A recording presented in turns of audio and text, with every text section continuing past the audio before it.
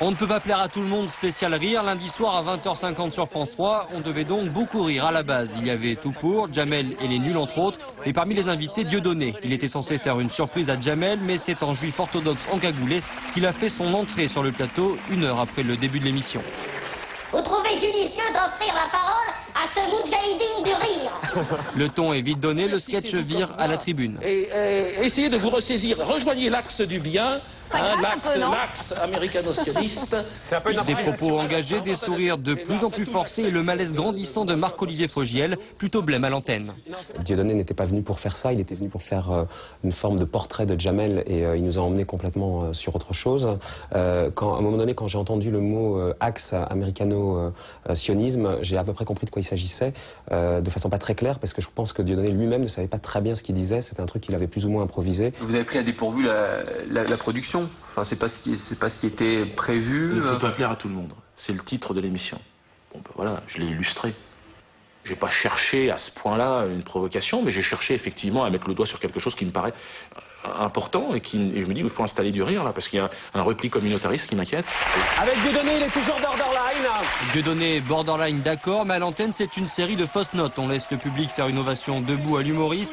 Seuls quelques SMS de protestation sont diffusés et le programme continue comme si rien ne s'était passé, ou presque.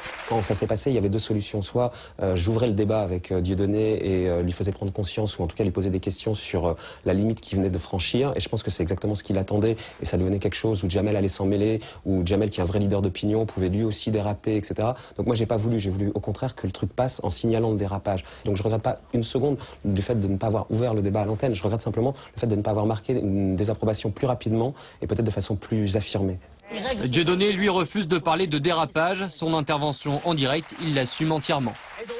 Jeter une sorte de flou artistique, une sorte de suspension, pour un provocateur, c'est tant mieux.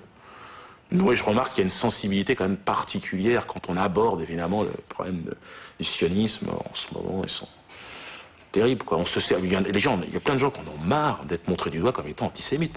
Dieudonné persiste et signe dans un contexte sensible. Beaucoup de réactions cette semaine. Le CRIF, la LICRA et le MRAP ont condamné tour à tour les propos de l'humoriste.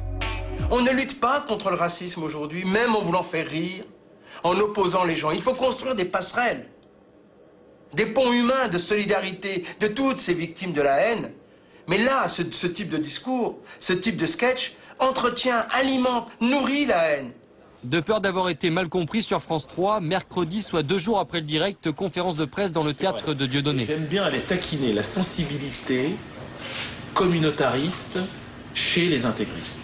Dehors, des membres de l'Union des étudiants juifs de France sont venus manifester leur désapprobation, beaucoup plus vivement que l'animateur ne l'avait fait sur France 3 lundi. C'est bien que vous veniez me le dire. J'aimerais calmement vous remettre simplement ce livre qu'on puisse et on s'arrêtera là. Voilà, je vous remercie. Non, mais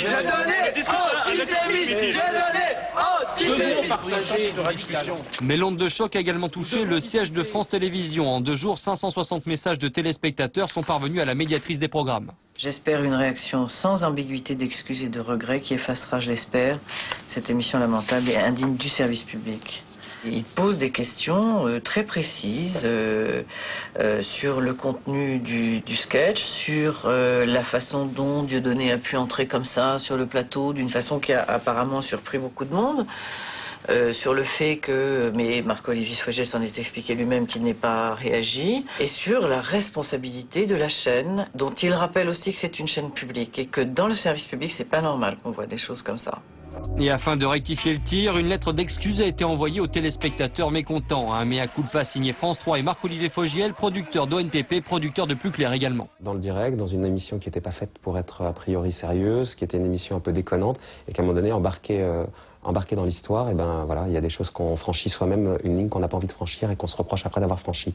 Est-ce qu'il y a une erreur aussi de la part de vos assistants qui ont peut-être vu en coulisses Dieudonné se préparer en se mettant...